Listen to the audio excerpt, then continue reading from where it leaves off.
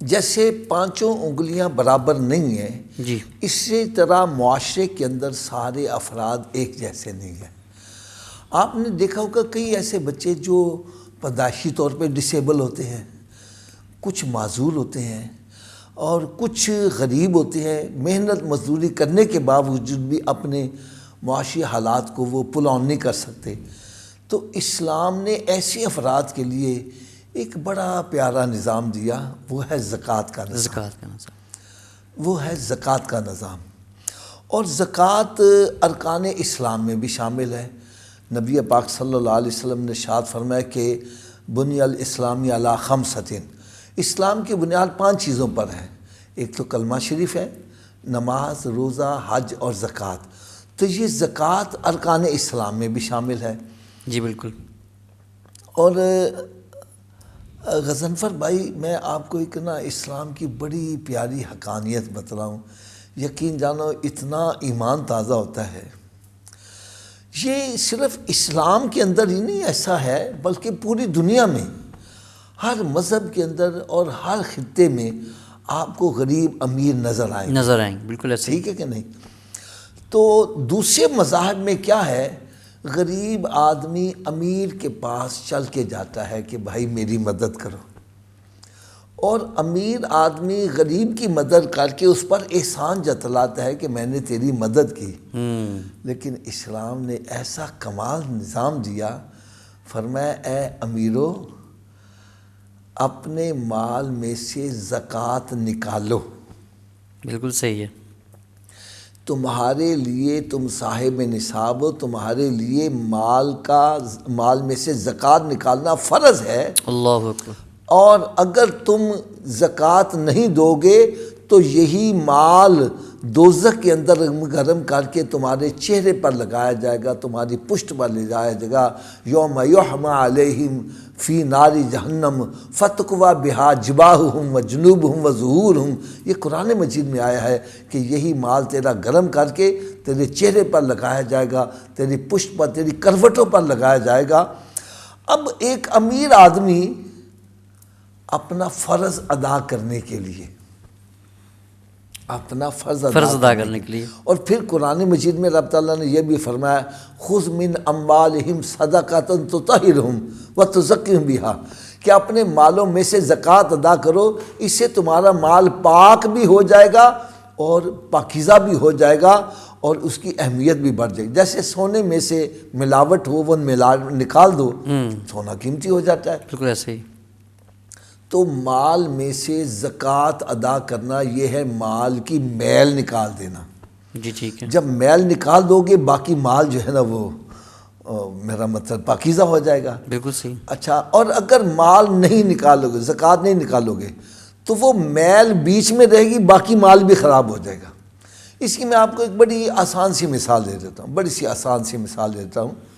اللہ تعالیٰ ہر مسلمان کو برے وقت سے محفوظ رکھے، صحت و تندرستی، ایمان کی سلامتی نصیب فرمائے. میں سمجھانے کے لیے ایک مثال دیتا ہوں. اس انگلی کے اوپر ایک چھوٹی سی پھنسی نکل آتی ہے. جی.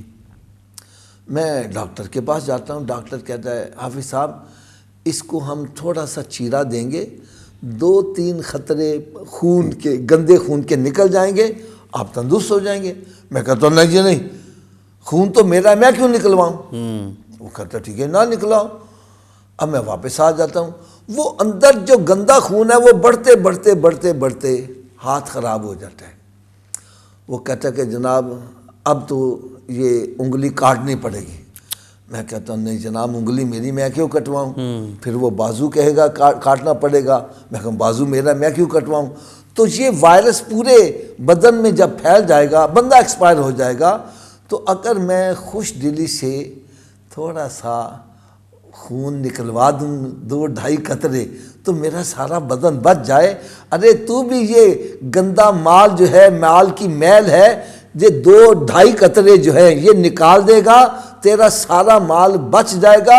نہیں نکالے گا یہ مال کے اندر رہے گا، سارے مال کو ضائع کر دے گا، چوری ہو جائے گا، ڈکیتی ہو جائے گی. بلکہ حدیث پاک میں آتا ہے جو مال میں سے زکوٰۃ ادا کرتا ہے اس کے مال کی حفاظت رب تعالیٰ اپنے ذمہ کرم پر لے لیتا ہے۔ اللہ اکبر، اللہ اکبر، اللہ آپ کو میں اس سلسلے میں ایک بڑی ایمان افروز حدیث مبارکہ سناتا ہوں۔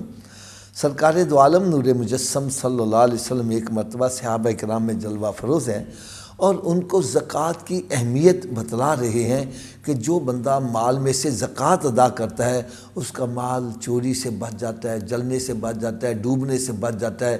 رب تعالیٰ اپنے ذمہ کرم پر وہ اس کی حفاظت رب تعالیٰ کے ذمہ ہو جاتی ہے، اور جس کی حفاظت رب فرمائے اس کو کون کوئی نقصان پہنچا اللہ سکتا اکبر، ہے۔ بے شک۔ ایک یہودی جو تھا وہ بھی قریب کھڑا، وہ یہ سن رہا تھا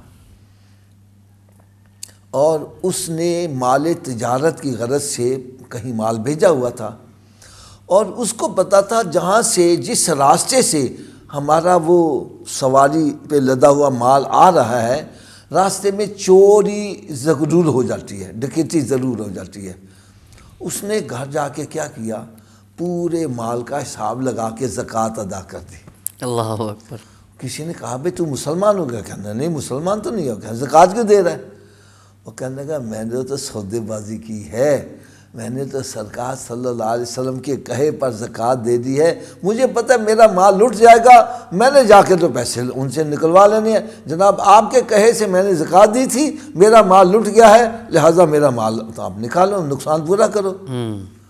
اس نے مال سارا دے دیا، یعنی مال میں سے زکوٰۃ زکوٰۃ پوری ادا کر دی۔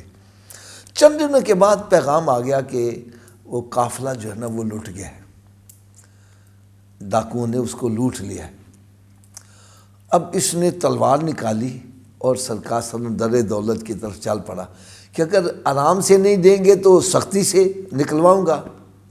وہ تلوار لے کر جا رہا ہے تو پیچھے سے ایک منادی نے آواز دی، اوہ جانے والے تجھے مبارک ہو، تیرا مال سلامتی سے آ رہا ہے۔ اللہ اکبر، اللہ اکبر۔ ایک دم رک گیا ہے، میرا مال واپس آ رہے۔